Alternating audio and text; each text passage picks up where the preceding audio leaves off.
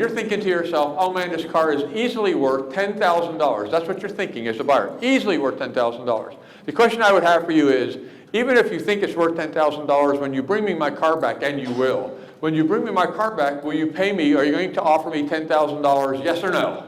Because people don't play that way. We're finally at that part of the game.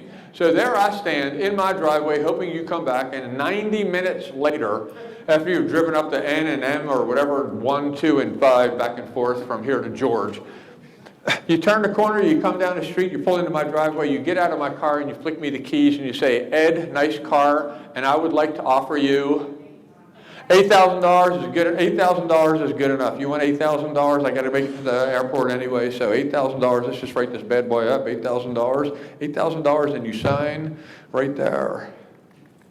How do you feel about that negotiation? Is that good or bad? How do you feel about that negotiation? Good or bad? How do you feel about it? Well, wait a second. She got $2,000 off a $10,000 car that was easily worth $10,000. But what's the problem? What's the problem?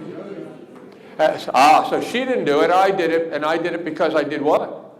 Because I did what? What did I do? I gave in too easily. And here's, see, she said $8,000. I just gave in. I didn't play. So for most of you, maybe not all of you, but for most of you, what were you thinking?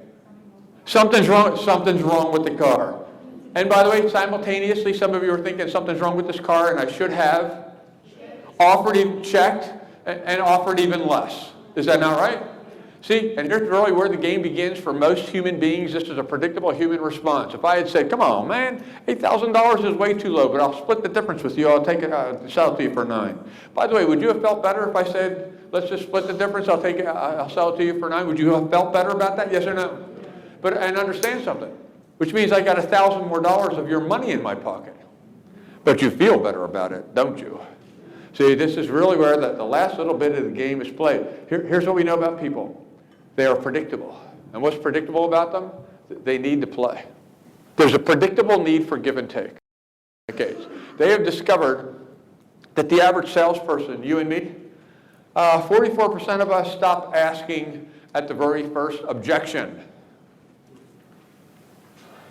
Is that a good move? Here, let's make this into real estate. I'm walking you, a buyer, through the house, and you, the buyer, say to me, man, this carpet is ugly.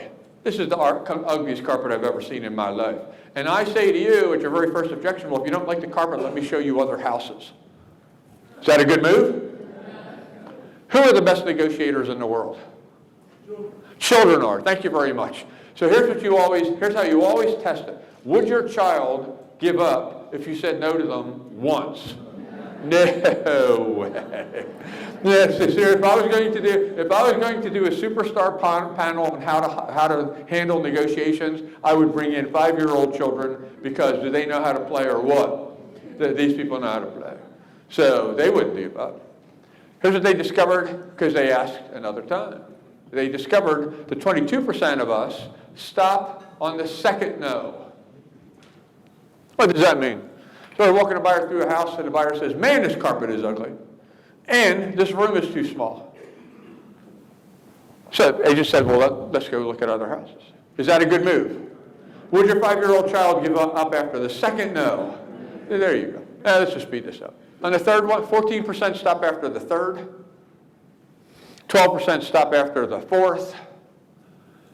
And understand what's going on here. These guys are just doing research. They're not giving answers. They're just saying, do you want to buy this? And people are saying no, and they're complaining about something, and when they're all done complaining, the person says, yeah, I get all of that, you want to buy it anyway. Second, you want to buy it anyway. Here's all they want to see. How many times do they need to keep coming after this buyer before the buyer either says yes or slaps them across the head and walks out? Here's what they discovered. 92% of us stop sometime during the first 4 no's. And yet, if you ask the 5th time, 60% of all buyers will say yes. Just so we're really clear, there's a predictable need for give and take. They're not looking for an answer. They're just looking to play. You understand where we're headed with this? Sometimes we try to jump in too fast and be too right, too fast, and create resistance that didn't really exist. 60% of them are not looking for an answer. They just want to get over the predictable need for give and take. So how do we handle, before we answer, how do we handle objections? Number one, the content, hard fact and data. You always insist on using objective criteria, which is why we gathered it earlier today and yesterday, that part of the room. Always insist on using objective criteria. That's the content. The process for this is Pascal.